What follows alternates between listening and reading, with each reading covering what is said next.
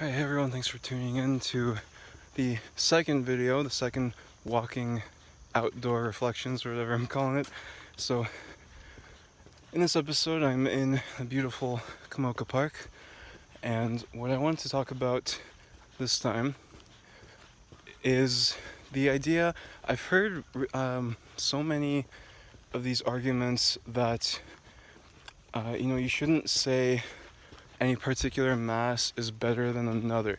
So obviously this refers to people saying that, sorry, I'm a little out of breath, I just finished a little run. But yeah, so people say that the Novus Ordo Mass and the Latin Mass are of equal value.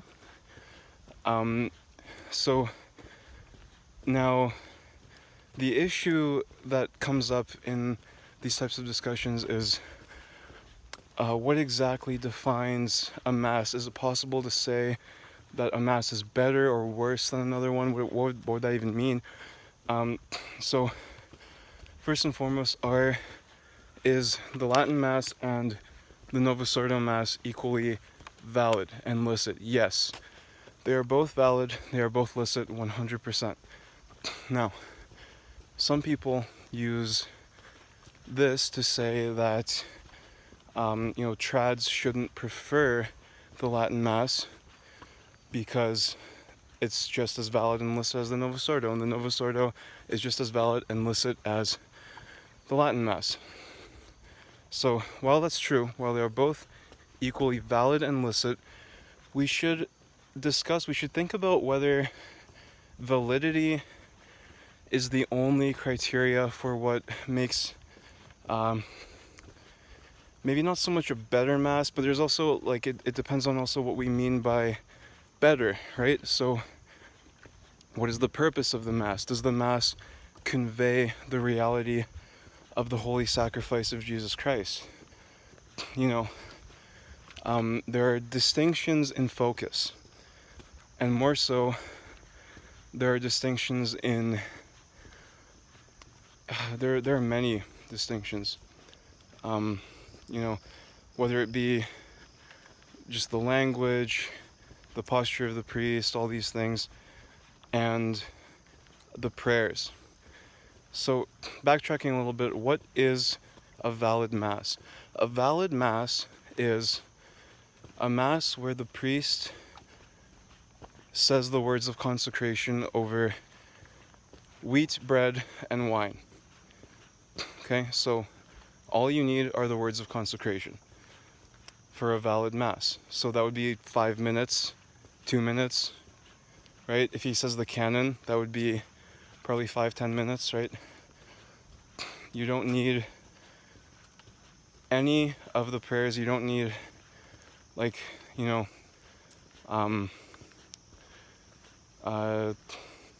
I confess to Almighty God. You don't need all those things for a valid mass. However, with those prayers missing, none of us would feel comfortable at a mass where it's literally just the words of consecration, just a 2-minute long mass. So clearly we can already see that there are some gradations, right? Some levels of what might be called better or worse, right?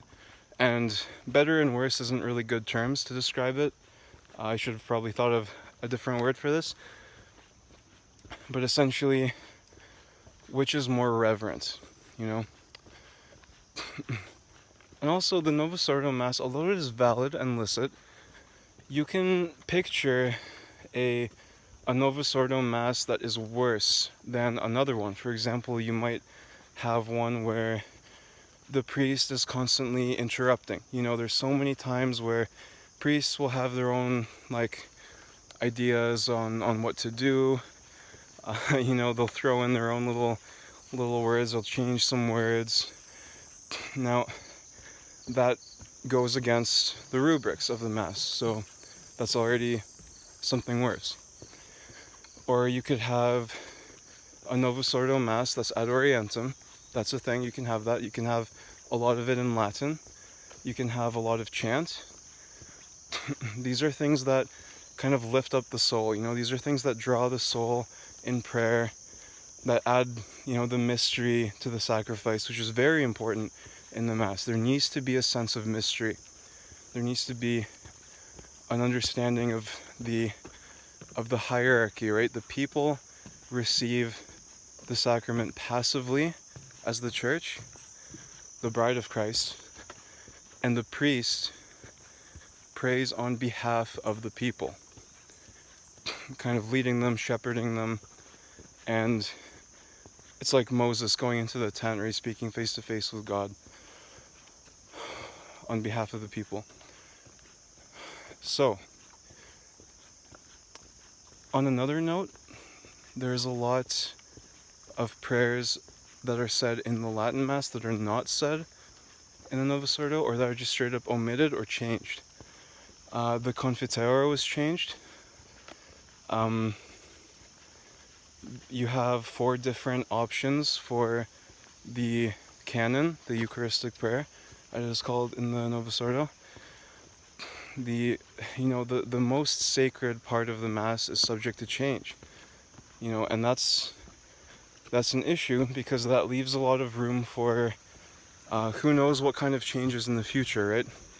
Oh, this is beautiful. Look at this. I have the space.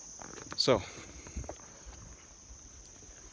in general, what I'm trying to say here is that although the Latin Mass and the Novus Ordo Mass are both valid and both licit, that means it is the real Mass, it is really the sacrifice of the Mass, and it is also legal in the Church. Licit means it's essentially legal in the Church.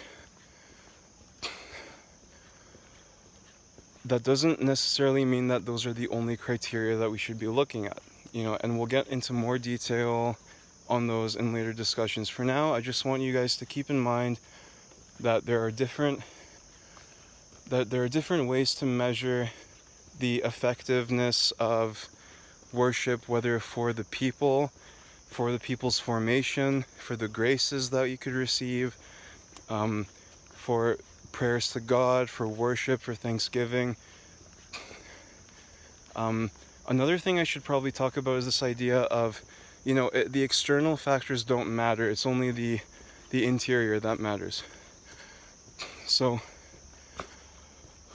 essentially, it's not just like, okay, so when we have the interior, how should I put this?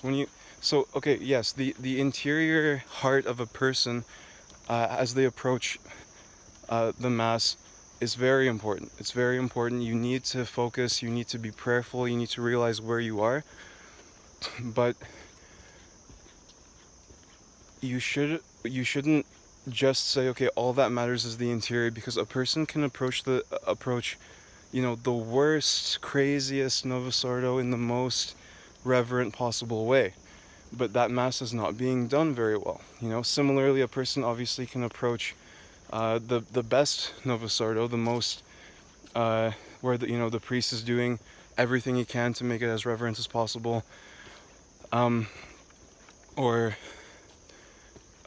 you can approach that with an empty heart, I guess, but ultimately the external things help the person to keep their heart in focus. Okay, so maybe in later episodes we'll talk about why those elements might be better, and why certain elements are better at calling a person to prayer, and we can talk about different personal experiences, subjectivity versus objectivity, so hopefully we'll get into that.